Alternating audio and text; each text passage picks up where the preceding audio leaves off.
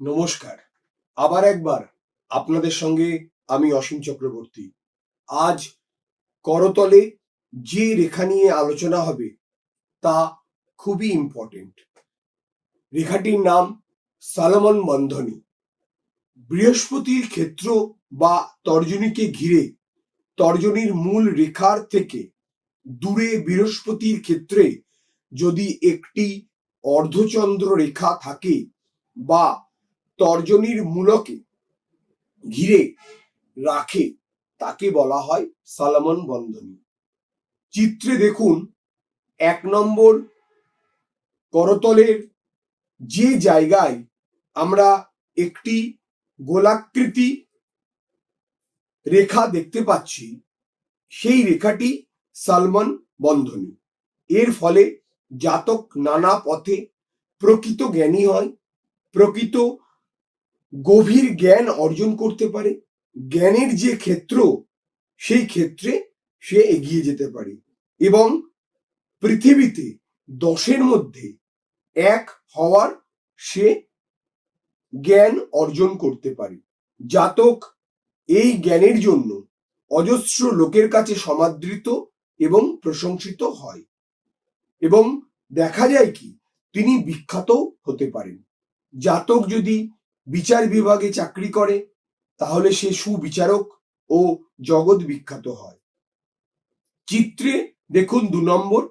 অনেক সময় সলোমন বন্ধনী ঠিক গোলাকার না হয়ে একটি রেখা এসে আরেকটি রেখার সঙ্গে মিলে ঠিক ভি আকৃতি অর্থাৎ ইংরেজির ভি আকৃতির মতো হয়, তাতেও এই ধরনের ফলপ্রাপ্তি ঘটে, অর্থাৎ অনেক বড় মাপের মানুষ সে হতে পারে।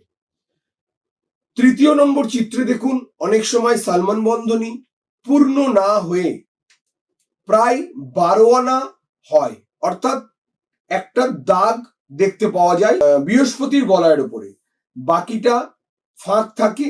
অর্থাৎ তার অর্থ হলো প্রচুর শিক্ষা প্রাপ্তি ঘটে কিন্তু সব শিক্ষা কাজে লাগাতে পারে না।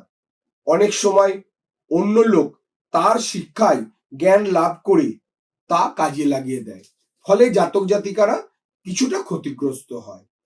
4 নম্বর চিত্রে দেখুন অনেক সময় তর্জনীর মূল ও শিরোরেখার শুরুর মধ্যে বৃহস্পতির ক্ষেত্রে একাধিক রেখা থাকে কিন্তু তা পূর্ণ বন্ধনী গঠন করে না। এর অর্থ জাতক আধ্যাত্মিক পথে উন্নত করবে এবং যে কয়টি রেখা থাকে তার সেই কয়টি সন্তানও জীবনে সুপ্রতিষ্ঠিত হবে। পঞ্চমত চিত্রে দেখুন সলোমন বন্ধনীর উপরে যদি কাটা দাগ থাকে তাহলে বোঝায় জাতক তার লব্ধ জ্ঞান ঠিকমতো কাজে লাগাতে পারবে না। ষষ্ঠত দেখুন চিত্রে বৃহস্পতির ক্ষেত্রে যদি চতুষ্কোণ রেখা থাকে তাহলে বোঝা যায় জাতক এবং জাতিকার অনেক বিপত্তি সত্ত্বেও জাতক জ্ঞানকে কাজে লাগিয়ে জীবনে প্রতিষ্ঠা লাভ করবে। তবে তার এই সঙ্গে সঙ্গে দেখা যায় যে বিদেশ থেকেও খ্যাতির সম্ভাবনা আছে। আজ এই পর্যন্তই।